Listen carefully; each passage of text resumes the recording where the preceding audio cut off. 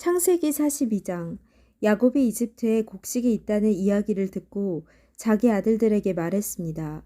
왜 가만히 앉아서 서로 얼굴만 쳐다보고 있느냐? 듣자 하니 이집트에는 곡식이 있다고 한다. 이집트로 내려가서 먹을 곡식을 좀 사오너라. 그래야 먹고 살 수 있지 않겠느냐. 그리하여 요셉의 형 10명이 곡식을 사려고 이집트로 내려갔습니다. 하지만 야곱은 요셉의 동생 베냐민은 형들과 함께 보내지 않았습니다. 야곱은 베냐민에게 좋지 않은 일이 일어날까봐 두려워했습니다. 가나안 땅에도 가뭄이 들었기 때문에 이스라엘이라고도 부르는 야곱의 아들들은 곡식을 사기 위해 다른 많은 사람들과 함께 이집트로 내려갔습니다. 그때 요셉은 이집트의 총리였습니다. 요셉은 곡식을 사러 오는 사람들에게 곡식을 팔고 있었습니다.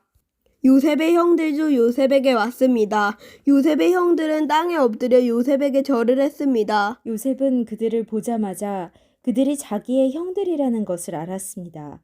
그러나 요셉은 모르는 체하였습니다. 요셉이 쌀쌀한 말투로 물어보았습니다. 너희들은 어디에서 왔느냐? 형들이 대답했습니다. 우리는 가나안 땅에서 먹을 것을 사려고 왔습니다. 요셉은 그들이 자기 형들이라는 것을 알았지만 그들은 요셉을 알아보지 못했습니다. 요셉은 형들이 자기에게 절하는 꿈을 꾼 것이 생각났습니다. 요셉이 형들에게 말했습니다. 너희들은 정탐꾼이다. 너희들은 이 나라의 약점을 알아내려고 왔다. 그러자 요셉의 형들이 요셉에게 말했습니다. 네 주여, 그렇지 않습니다. 당신의 종인 우리는 먹을 것을 사러 왔을 뿐입니다. 우리는 모두 한 아버지의 아들들입니다. 우리는 정탐꾼이 아닙니다. 우리는 정직한 사람입니다. 그러자 요셉이 그들에게 말했습니다. 아니다. 너희들은 이 나라의 약점을 알아내려고 왔다.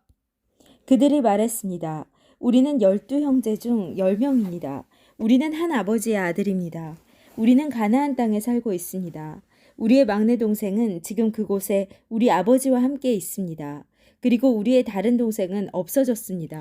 요셉이 그들에게 말했습니다. 내 말이 틀림없다. 너희는 정탐꾼이다. 그러나 너희들 말이 거짓말이 아니라는 것을 증명할 기회를 주겠다.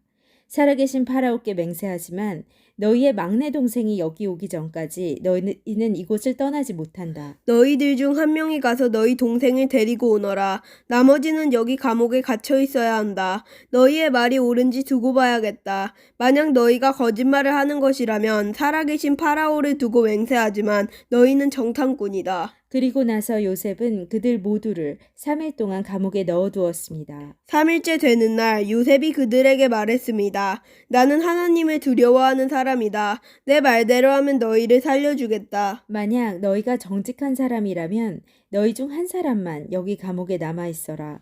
그리고 나머지 사람들은 곡식을 가지고 돌아가서 너희의 굶주린 식구들에게 먹을 것을 주어라. 그리고 나서 너희의 막내 동생을 데리고 오너라. 만약 그렇게 하면 너희의 말이 진실인 줄 알고 너희를 살려주겠다. 그들은 요셉의 말대로 하기로 했습니다. 그들이 자기들끼리 말했습니다.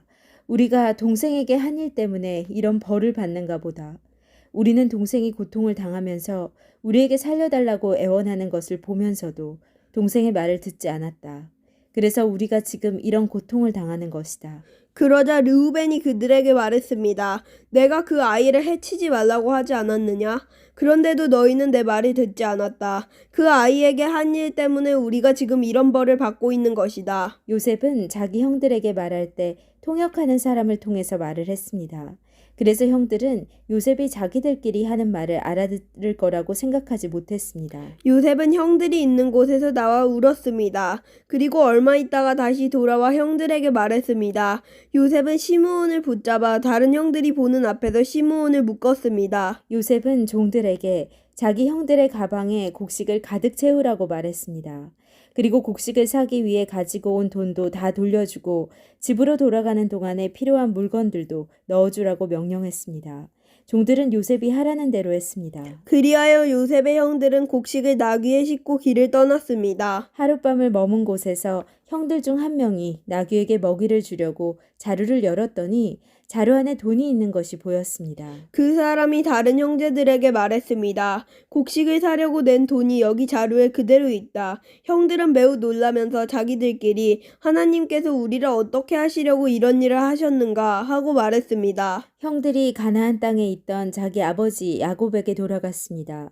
그들은 지금까지 일어난 일을 모두 야곱에게 이야기해 주었습니다. 그 땅의 주인이 우리에게 엄하게 말했습니다. 그 사람이 우리가 자기네 나라를 정탐하러 온 줄로 알길래 우리는 정탐꾼이 아니라 정직한 사람이라고 말했습니다. 우리는 한 아버지의 아들들로서 12형제 중에 10명이라고 말해주었습니다. 12형제 중 한 명은 없어졌고 막내 동생은 아버지와 함께 가나안 땅에 있다는 이야기도 했습니다. 그러자 그 땅의 주인이 우리에게 말했습니다. 너희가 정직한 사람이라는 것을 증명하려면 이렇게 하여라. 너희 중 한 명은 여기에 남아라. 그리고 나머지는 곡식을 가지고 너희의 굶주린 식구들에게 돌아가거라. 그리고 너희의 막내 동생을 이리로 데려오너라.